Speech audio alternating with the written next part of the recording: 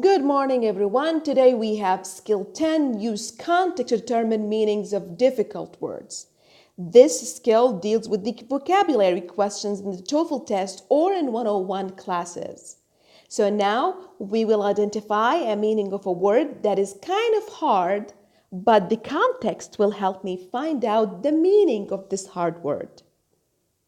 Now we have an example. The barks headed across the lake, and now the question is, a bark is probably which of the following? When we look at the choices, we have a train, a plane, a bicycle, and a boat. Since the barks headed across the lake, and I know the lake is a water thing, so the barks should be like a transportation method used in a lake or used in a sea or a river. So a bark is probably what? A bicycle? You can't drive a bicycle in a lake. You can't fly with an airplane inside of the water. You can't drive a train or get on a train on the water, but it's definitely a boat.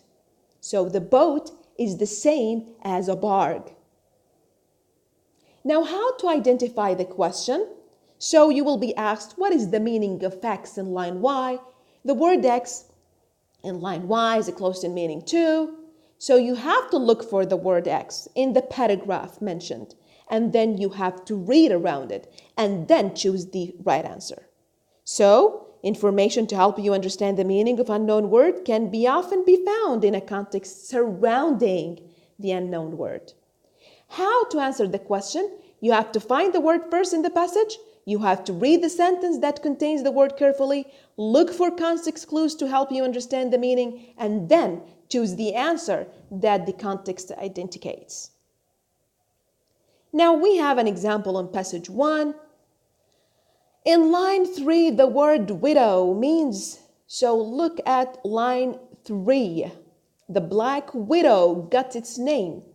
So first we read the choices. A type of a poison, the dead male spider, the human victim of the spider, a female whose mate has died. Now, if you look at the sentence that contains the word widow, we find a definition. Got its name because of the female has been known to kill the male after mating, as a result becomes a widow. So the female kills the male after mating, and then it becomes a widow. So are we talking about a type of poison, the dead male spider, the human victim of the spider, a female whose mate has died? Since we're talking about males and females living and death, A is definitely excluded to be a correct answer, because we're not dealing about types of poisons. We're not dealing with the word poison in any context provided in here. When we look at the word, the human victim of the spider is also excluded from the correct answer, because we're not talking about humans. We're talking about the black widow, where it got its name, the female and the male, blah, blah, blah. So we're not talking about the humans' involvement in this sentence. We only have two choices, B or D. So who becomes a widow in the sentence? The person or the thing that becomes a widow is actually the female. Then the correct answer is definitely D, a female whose mate has died. Number 2, spherical is not actually in the same as in your book, so we'll move on to 3. The word ample in line 7 indicates that the spider is ample in line 7. The female is considerably more ample than the male, roughly 4 times larger on the average.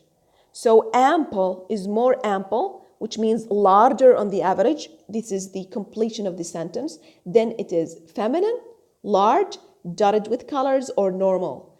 The correct answer is definitely B, because it's already stated here in the sentence. It is large. It's more ample, roughly 4 times larger, which means it is large in size. So this is the meaning of the word ample.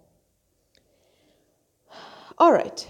So that is all about skill 10, use context to determine meaning of difficult words. If you have any question, you can send me a message on my page on the Moodle or on Facebook, or you can come and pass by the office and I will give you extra examples if you wish and make you understand the things you couldn't understand. See you next time.